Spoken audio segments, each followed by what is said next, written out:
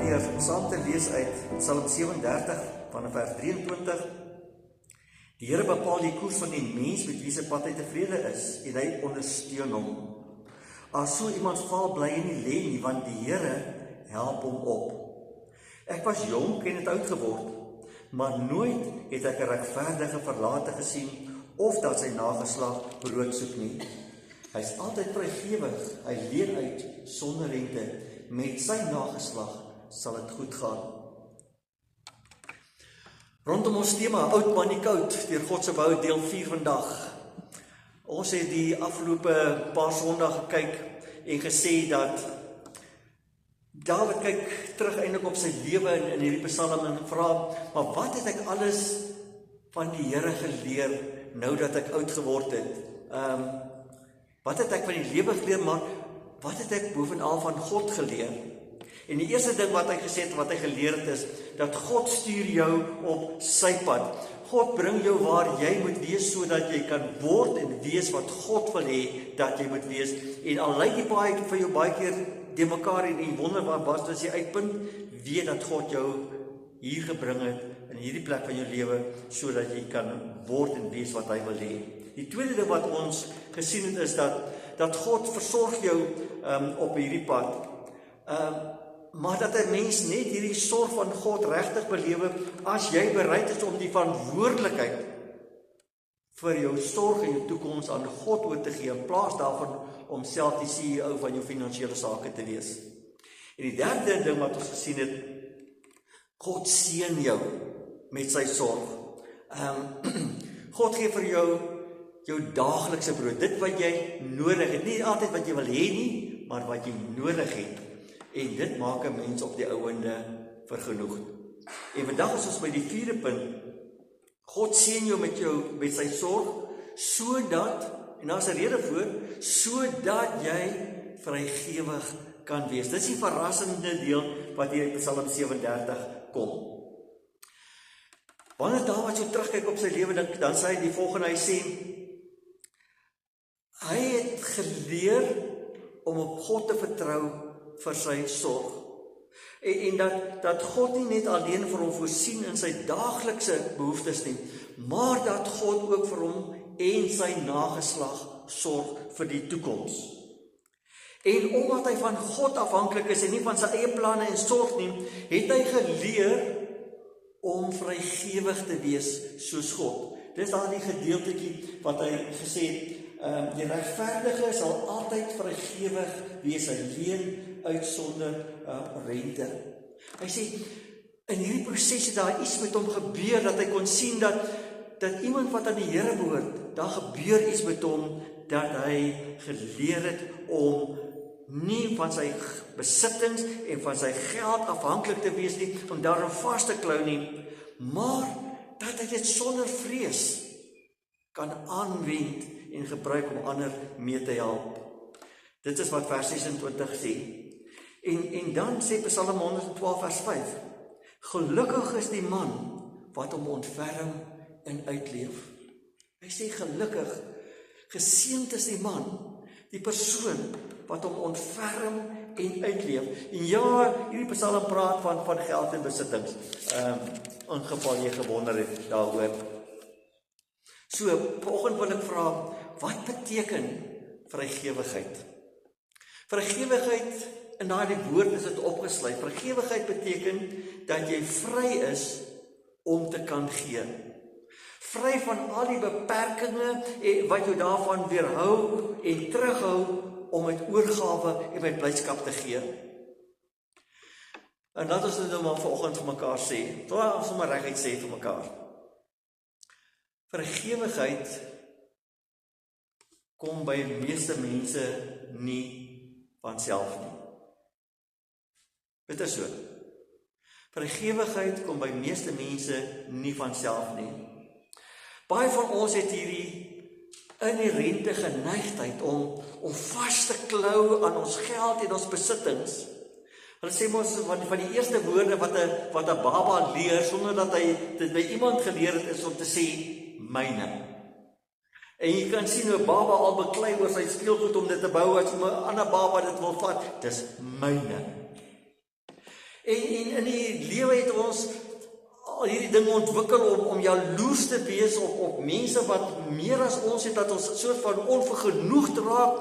Ja, aan ons loop en kla oor die skelms wat wegkom met hulle skelmstreke wat hulle self verryk en ons ontstel ons oor die voorspoedige lewe van hierdie skelm, dis waar Psalm 37 vers 1 en 7 praat. En hierdie soort van geneigtheid om vas te klou aan jou geld en besittings, pas al baie mense se ondergang. Nou vra mens baie keer nou, wat maak dat ons hierdie inherente geneigtheid, hierdie ingesteldheid het om aan ons geld en besittings vas te klou? Die antwoord is eintlik baie maklik, nee. Sonde. Die sonde van selfsug, myne, selfsug, suinigheid en die vrees dat ek nie genoeg sal hê vir die toekoms om te oorleef nie. En eintlik het ek vir julle gesê, is dit 'n emosie van wantroue in God se sorg. Die vasklou uit vrees omdat ek eintlik nie God genoeg vertrou om vir my te kan sorg nie. Vra maar 'n bietjie vir Ananias en Safira hier in Handelinge 5 vanaf vers 1 tot 4. Handelinge 4 vers 32 vertel ons van mense wat gelowig geword het daar met Pinksterdag onder Petrus se prediking en die uitstorting van die Heilige Gees. En dan lees ons daarso in vers 32, die groot getal wat gelowig geword het was een van hart en siel. Niemand het sy goed net vir homself gehou nie, maar hulle het alles met mekaar gedeel. Dis wat gebeur het toe hulle gelowig geword het en besef het, hier's mense rondom ons wat in nood is, ons het mekaar nodig. Maar Ananias, een van die klomp mense wat tot bekering gekom het, kon nie alles maar net wat hy gehad het sommer laat gaan en uitdeel nie. Daai inherente stuk selfsug het oorgeneem. En dan lees ons daarvan in Handelinge 5 vanaf vers 1 tot 4 as, daar was ook 'n sekere man Ananias en sy vrou Safira wat 'n eiendom verkoop het. Met die medewete van sy vrou het hy van die verkoopprys vir hulle self agtergehou en net 'n gedeelte daarvan gebring en vir die apostels gegee. Petrus sê toe vir hom, Ananias, hoekom het jy jou deur die Satan laat omhaal om vir die Heilige Gees te lieg en van die verkoopprys van die grond vir jouself agter te hou? Die grond was mos joune, en toe dit verkoop is, kon jy met die geld gemaak het wat jy wou. Wat het jou besiel om dit te doen? Jy het nie vir mense gelieg nie, maar vir God. 'n inherente stuk om vas te klou aan dit wat ek het. En kan ek nou maar vanoggend vir julle sê ook, daar's niks meer verkeerd om dinge te hê en dit te geniet nie. Want alles wat ons het, kom immers uit die hand van God. God gee dit vir ons, sodat ons dit kan geniet. Die probleem kom egter in, wanneer hierdie dinge ons het, ons beheer, 'n greep op ons het, om ons gevange te hou in hierdie tronk van selfsug en suinigheid en vrees. En nou kom Jesus en hy sê, in Matteus 6 vers 21, hy sê, onthou waar jou skat is, daar sal jou hart wees. So jy moet mooi dink oor, waar lê jou hart, want daar gaan jou skat wees, en waar jou skat is, daar is jou hart. Maar Jesus kom en hy sê in Lukas 4 vers 18, hy sê, hy het juis gekom om ons vry te maak. Hy het juis gekom om ons uit hierdie gevangenskap te verlos. Lukas 4 vers 18, Jesus sê, die Gees van die Here is op my, omdat, en dan voeg hy by, hy het my gestuur om vrylating vir gevangenes uit te roep. Hy het gekom om mense wat vasgevang was in hierdie greep van besittings en geld, om hulle los te maak daarvan, sodat ons vry kan wees om met vreugde te kan gee sonder beperkings. Maar dit bring ons by die tweede punt. As ons dan hierdie inherente geneigtheid tot vashou het. Hoe word 'n mens vrygewig? Wat gebeur of moet in 'n mens se lewe gebeur sodat jy vrygewig kan word? Dit begin by 'n geloofsverklaring wat ons daar in Psalm 16 vers 2 al met mekaar gedeel het verlede keer. Psalm 16 vers 2 sê: Ek het vir die Here gesê, U is my Heer. Buiten U is daar vir my niks goed nie. Dis 'n geloofsbelijdenis om te sê, Here, U is my Heer. Letterlik staan daar, ek het vir Jahwe gesê, U is my Adonai, die Griekse woorde vir Here en Heer. Ek het vir Jahwe gesê, U is my Adonai. Adonai kom van die wortel Adon in die Hebreëus wat beteken Heer of meester of eienaarskap oor iemand te hê. En wanneer ek dus hierdie belydenis maak en sê, U is my Here, U is my Adonai, sê ek eintlik daardeur, ek is die eiendom van die Here. Ek behoort aan die Here. Hy is die een wat beheer het oor my lewe en oor my besittings en oor my geld. En wanneer Paulus dan aan die gemeente Korinthe skryf oor die geld wat hy besig is om by die gemeentes in te samel vir die arme Jode in Jerusalem, dan vertel hy vir die Korinthe gemeente van die gemeente in Macedonië waar hy was besig om geld in te samel, 'n gemeente wat self baie arm was en wat baie swaar kry gegaan het. En dan lees ons daar in 2 Korintiërs 8 vers 2, dan sê hy van die Korinthe gemeente, alles hulle dus uit die Macedoniërs ook hewige toets deur swaar kry, het hulle uitermatig blymoedig gebly en hulle groot armoede het uitgeloop op oorvloedige vrygewigheid. Wow! Hier is mense wat self swaar kry, maar te midde van die swaar kry het hulle hierdie uitermatige blymoedigheid beleef en hulle armoede het uitgeloop op oorvloedige vrygewigheid. Wat het met hierdie mense gebeur dat hulle so verander is? 2 Korintiërs 8 vers 5 sê Paulus, hulle het die belangrikste ding eers gedoen. Hulle het hulle self vir die Here en vir ons gegee. Dit is soos God wil hê. Hy sê, wat het met hierdie gemeente gebeur?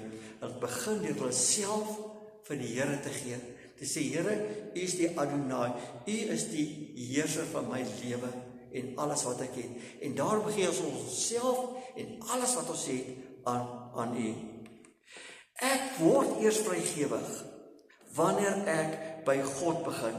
Wanneer hy eers in my lewe kom en hy die beheer oor alles het. En daarom kom hierdie mense en hulle doen wat God van hulle verwag. Hulle gee met blymoedigheid omdat hulle met God se oë dat die mense rondom hulle kyk. Hulle kyk met God se barmhartige oë en genadige oë en sien nie nood raak en sê, ons kan nie maar net kyk en niks doen nie. En nou kom Spreuke 11 vers 25 in die boodskapvertaling en sê, wie anders in nood raak sien, is 'n gelukkige mens. As jy ander help, sal jy gehelp word as jy dit nodig het. Hoor julle wat sê dit? Wie anders in nood raak sien, is 'n gelukkige mens. As jy ander help, sal jy gehelp word as jy dit nodig het. En in Psalm 37 vers 21 wat sê, die regverdige, met ander woorde, iemand wat in die regte verhouding met God staan, kry jammer en help. Die regverdige kry jammer en help. En sê vers 36, gelowiges gee regtig om vir ander mense. Hulle klou nie aan hulle geld vas nie. Hulle leen geld sonder om rente te werf, rente te hê, die boodskapvertaling. Gelowiges gee regtig om vir mense. Hulle klou nie aan hulle geld vas nie. Hulle leen geld sonder om rente te hê. Dit bring my by die derde punt. Wat is die effek wanneer gelowiges, wanneer regverdige mense vrygewig word? Wel, die eerste ding wat met ons gebeur is dat ons vry word van materialisme. Vrygewigheid beteken dat ek met God se oë na mense en omstandighede kyk en vra, wat sou Jesus in hierdie omstandighede gedoen het? Julle onthou daardie geleentheid waar al die mense bymekaar was om dan na Jesus te kom luister, en toe begin dit laat word en die mense is honger en Jesus sê vir sy disippels, kyk na hierdie mense, en dan staan daar in daai gedeelte, en Jesus het hulle innig jammer gekry. Hulle innig jammer gekry, en sê sy vir sy disippels, geef hulle iets om te eet. Die disippels sê, ons kan nie. Jesus sê, doen iets. Dan bring hy vir my visies en die broodjies. En dan doen Jesus hierdie wonderwerk. Want hy het hulle innig jammer gekry. Wat sou Jesus gedoen het? Hoe kan ek dieselfde doen met dieselfde gesindheid as Jesus deur te vra, hoe kan ek help? En laat ons dit ook nou maar volgens vir mekaar sê. Eerlik wees met mekaar. Hoe meer ons besit, hoe sterker is die greep van ons besittings op ons. Maar vrygewigheid verander dit alles. Vrygewigheid laat die vrees wat ons het oor ons toekoms en ons finansies verdwyn, omdat ons weet en glo dat God vir ons sorg.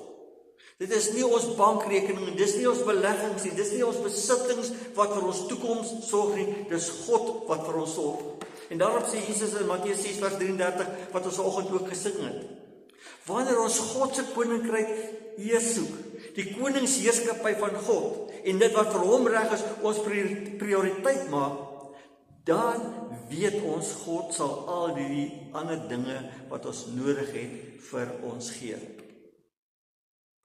As ons eers die koninkryk van God soek, as ons eers sy koningsheerskappy oor ons lewens aanvaar, dan weet ons dat God vir ons in elk geval die dinge wat ons nodig het sal gee, ons daaglikse brood.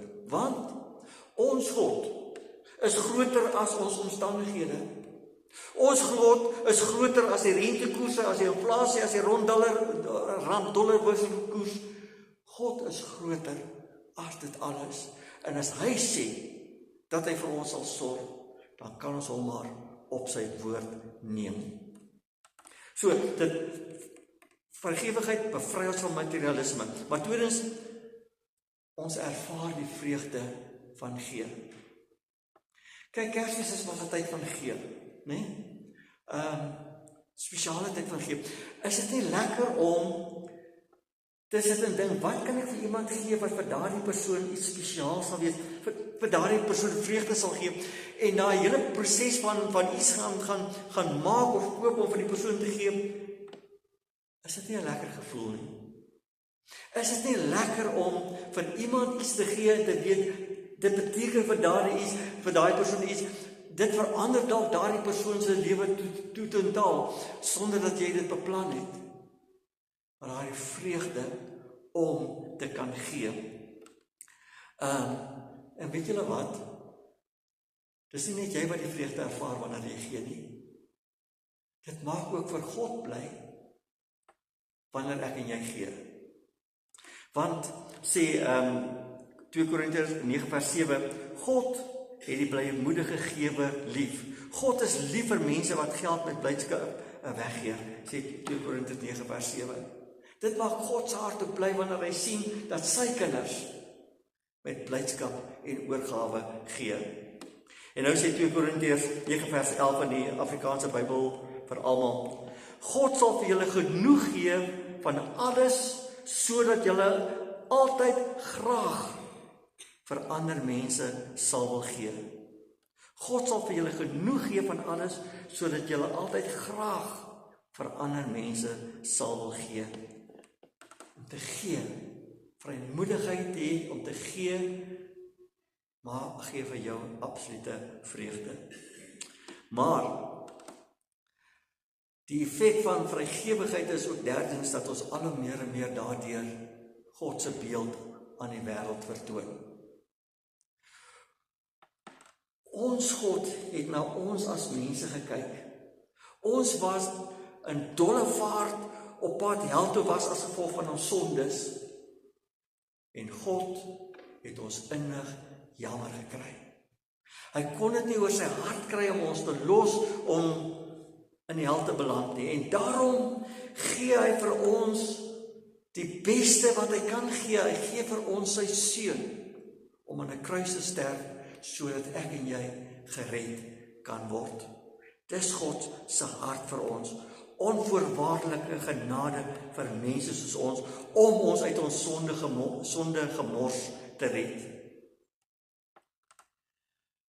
En wanneer ons vergewe word, wanneer ons begin gee, is dit eintlik 'n reaksie op dit wat God vir ons gegee het. Dit is om te sê, as God soveel vir ons gegee het, kan ons nie anderster as om ook te gee nie. Om met dieselfde gesindheid van God te gee. En daardeur is ons besig om eintlik God aan die wêreld bekend te stel. Is ons eintlik besig om God se beeld al meer en meer sigbaar te maak in ons lewens, sodat mense ons kan herken as die kinders van God, en sodat mense aangetrek sal word na ons God en sy vrygewigheid.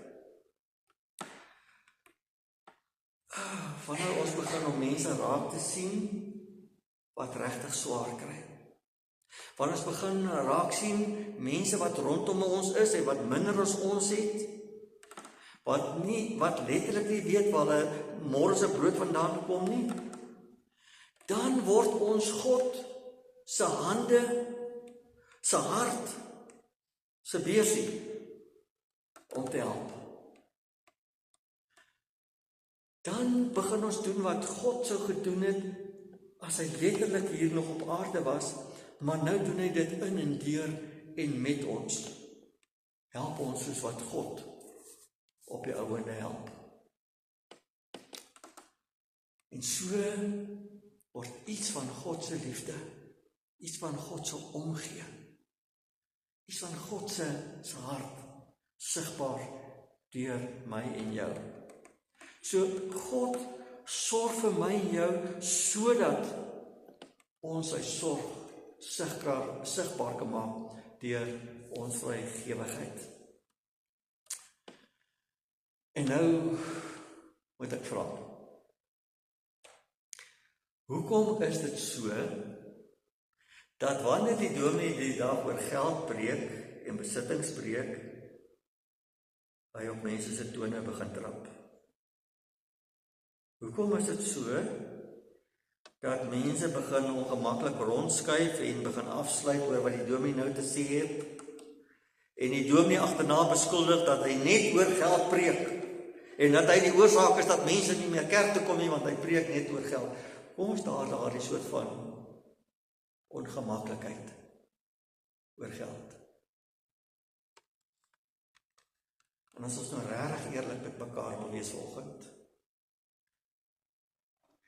is dit nie omdat mense nog steeds onder die greep van hulle geld en besittings is nie.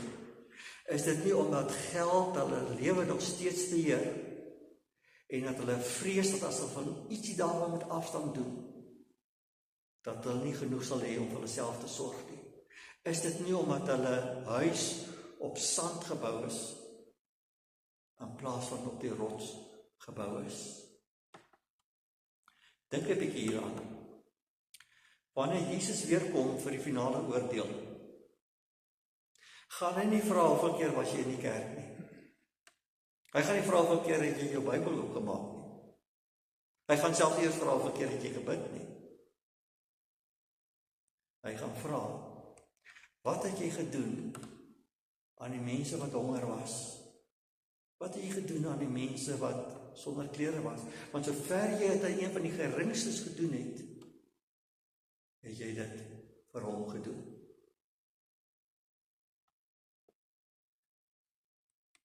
Ja, Jesus vra op die ouene dan, wat het jy met God se geld gedoen? Daar is niks so bevrydend as los te kom oor die vrees vir jou toekoms, omdat jy jou vertroue op geld gebou het in plaas van God. Daar's niks so bevrydend om te kan waag om vrygewig te wees, omdat jy God met jou lewe vertrou nie. En weet julle wat is my gebed vir elkeen van julle? Dat jy soos 'n Dawid sal kan terugkyk op jou lewe, die afgelope 20, 50, 80 jaar. En dat jy iets kan begin raak sien oor hoe God jou lewe bestuur het om jou te bring van waar jy vandag is, en dat wie en wat jy vandag is, dat dit God is wat jou dit laat word het, soos wat hy jou koers bepaal het. Maar dat jy ook in die proses kan begin raak sien, dat jy mag ontspan en jy mag die verantwoordelikheid jou toekoms in God se hande laat, en die bevryding wat dit bring, en die vergenoegdheid wat dit tot gevolg het, en die vrygewigheid wat dit tot gevolg het, omdat jy jou toekoms op God bou. Dis my gebed vir elkeen van julle vir hierdie jaar wat voorlê. Jy kan terugkyk en sê, as God so vir my gesorg het, hoeveel te meer sal hy dan ook nie vir my sorg in die jaar wat voorlê nie. Amen. Kom ons bid saam. Here, U is net 'n ongelooflike God. Ons het nie altyd die begrip van wie en wat U is, van waartoe U in staat is, van U almag, van U liefde, U omgee, U innige jammerte vir ons as mense, U hart vir ons, en dat U nie koud een kan staan nie, maar dat U ons kom omvou met U liefde en U teenwoordigheid, en ons kom vertroos oor ons lewe, oor ons toekoms, en sê, ons lewe, ons toekoms is veilig in U hande. Here, ek wil bid vanoggend vir bevryding, vir enigeen wat nog vasgeketting is aan selfsug en suinigheid en vrees oor finansies, oor omstandighede, oor die lewe. Ek wil bid, Here, vir bevryding, dat U daai tronkdeure sal oopmaak, dat hulle vry kan uitstap en iets kan belewe om in U teenwoordigheid te lewe. Here, ons weet hierdie tyd wat voorlê, veral met Kersfees, is daar soveel seer en hartseer waarmee mense te doen het, van eensaamheid en ongelukkigheid, maar ook oor vrese.